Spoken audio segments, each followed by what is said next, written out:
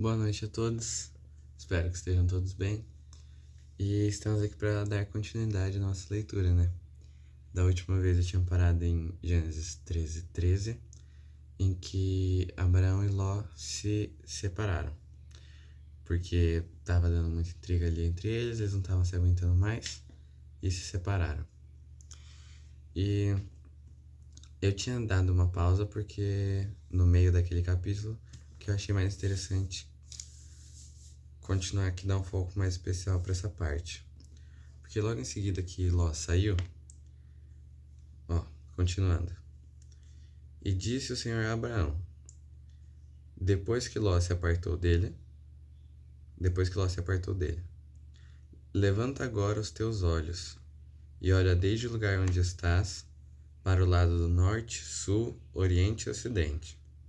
Só abrindo um parênteses aqui, imagina como que era essa situação. Porque Deus é um ser muito superior que a gente. E aqui é dito várias vezes na Bíblia, principalmente no Antigo Testamento, e 3 vezes no Novo Testamento, enquanto Jesus estava vivo, que foi o que eu li até agora, que Deus falou. Na Bíblia tem várias relações dessa, de nós humanos com Deus, e todas elas são magníficas, porque, primeiro, que as palavras de Deus não são em vão. Tudo que Deus fala, cada ponto, cada vírgula importa. E a voz dele deve ser algo inacreditável de ouvir. E a gente tem essa oportunidade de ouvir todo dia. Quando a gente lê a palavra dele, a gente está ouvindo a palavra que ele deixou para nós. E a gente se torna mais sensível para ele falar conosco. Deus só fala com a gente quando a gente é sincero com ele. E por isso que a gente tem que abrir nosso coração com Deus, para que ele possa falar com a gente. E vamos ver o que Deus falou aqui para Abraão. Porque toda esta terra que vês, te hei de dar a ti, e a tua descendência para sempre. E farei a tua descendência como o pó da terra, de maneira que se alguém puder contar o pó da terra, também a sua descendência será contada. Levanta-te, percorre essa terra, no seu comprimento e na sua largura, porque a ti te darei. Aqui foi uma das promessas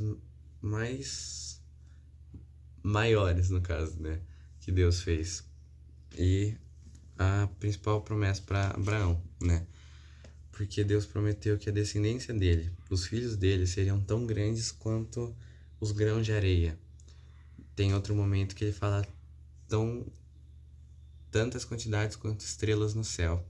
E isso ele estava dizendo aqui para um senhor de 100 anos de idade que tinha uma mulher estéril. Para ele, isso era algo inconcebível, né? Mas essa é a verdade. Essa descendência de Abraão realmente veio a existir. E a gente sabe que essa descendência é todo mundo que crê em Deus. Mais pra frente é dito que Abraão é o pai da fé, por uma coisa que vocês vão ver ainda, que eu ainda não passei, mas é muito maravilhosa, que Abraão é o pai da fé. Abraão foi, tipo, o homem com mais fé da história. E ele é um grande exemplo para todos nós. E do jeito que ele teve fé, Deus fez promessas para ele, Deus abençoou ele, Deus protegeu ele, e é isso que a gente vai ver agora. Onde que Deus protegeu ele? Em Gênesis 14. Gênesis 14 é que nem uns capítulos atrás que aconteceu, em que tem muitos nomes, muitos lugares, mas não muita coisa acontece nesse comecinho. Então eu vou tentar dar uma resumida para vocês. Em que 5 reis, o rei de Sinar, rei de Elazar, rei de Elão e rei de Goim, Sinar, Elazar, Elão e Goim, esses quatro reis compraram briga com outros 5. Coisa de política que tem até hoje, né? Calma aí que tá caindo. E os outros 5 reis que eles compraram briga foi o rei de Sodoma, rei de Gomorra, rei de Adamá, rei de Zeboim e rei de Belá. Todos reinos muito antigos, né? Provavelmente. Hoje eu acho que nem existem mais, mas devem ter outras devem ter outras escrituras deles. Não na Bíblia, né? Mas em parques arqueológicos. Tanto que tem muito hoje em dia ainda dessa busca, dessas coisas do passado, né? Que a gente vê que tem em todos os lugares. E vários desses reinos aqui tem provas que eles realmente existiram. Se alguém duvida que eles existiram, né? E aí aconteceu essa guerra entre os 4 reis contra os 5. E os 4 ganharam. E nesse momento que os 4 reis ganharam contra os 5, eles fizeram o que era normal na época e tomaram tudo que era deles. E aí eles tomaram tudo que era desses reis. Só que aí lembra que Ló, o sobrinho de Abraão, estava perto ali de Sodoma e Gomorra. E aí Ló é tomado, porque eles tomam todas as riquezas dos outros reinos que perderam. Então eles pegam Ló como refém e as suas riquezas. Nesse momento, até aí estava tudo normal para uma visão física das coisas, porque eles ganharam a guerra, pegaram as coisas. E aí o Ló é levado cativo. Uma das pessoas que estava lá com o Ló escapou e foi até Abraão. E aí Abraão ficou sabendo que o sobrinho dele foi sequestrado e Abraão se preparou para salvar o irmão dele. O irmão não, o sobrinho dele. Eu não sei se vocês lembram, mas no último capítulo eles tinham brigado, tinham se separado. E aqui é uma prova de que mesmo quando a gente briga com a família assim, porque é normal, existem pessoas diferentes e que às vezes não se dão bem juntas, a gente ainda tem que manter a união da família. Foi isso que Abraão fez. Abraão, deixa eu só achar aqui. Ouvindo, pois, isso é Gênesis 15, 14. Abraão, que o seu irmão estava preso, armou seus criados, nascidos em sua casa, 318, e os perseguiu até Dan, que era o lugar que Ló estava preso. E dividiu-se contra eles de noite, ele e os seus criados, e os feriu. E aí Abraão ganha contra esses 4 reis que tinham ganho essa guerra toda. Nesse momento, acontece o natural. No caso, Abraão fica com todas as riquezas desses 9 reis. Porque os 4 pegou as riquezas dos outros 5, né? Como ele ganhou desses 4, ele fica com todas as riquezas. Só que aí,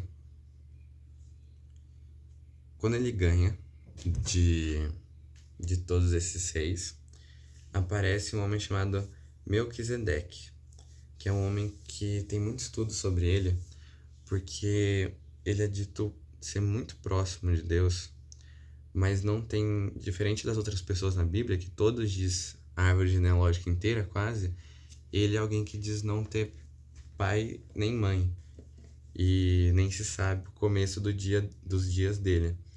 Então muita gente supõe que ele é um anjo, ou que ele é alguma coisa de diferente, em que talvez eu até possa fazer um episódio só focado nele, mas não deixar isso para outro momento.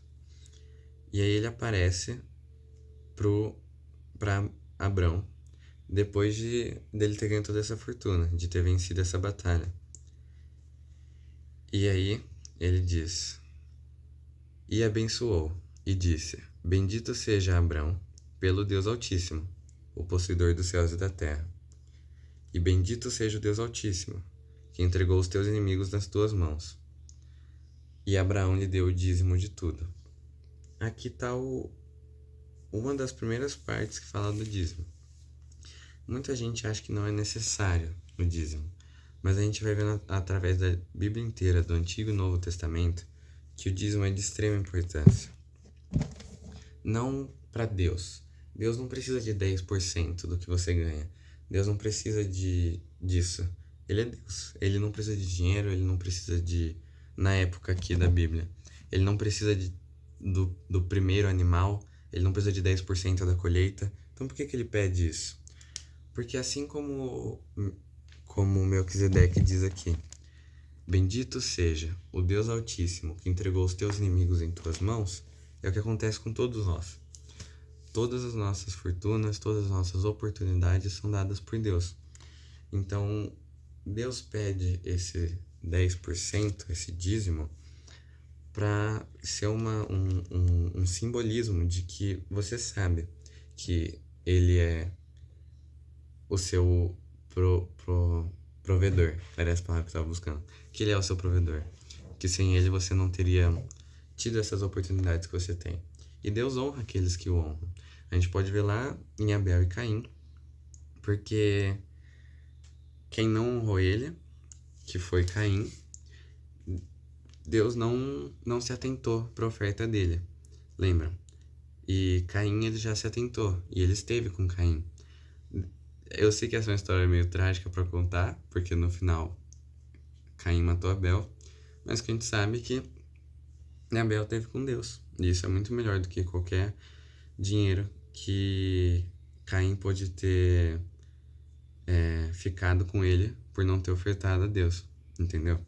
Mas é algo que realmente pega muitas pessoas, porque é difícil a gente se livrar das coisas desse mundo, das riquezas, das vontades.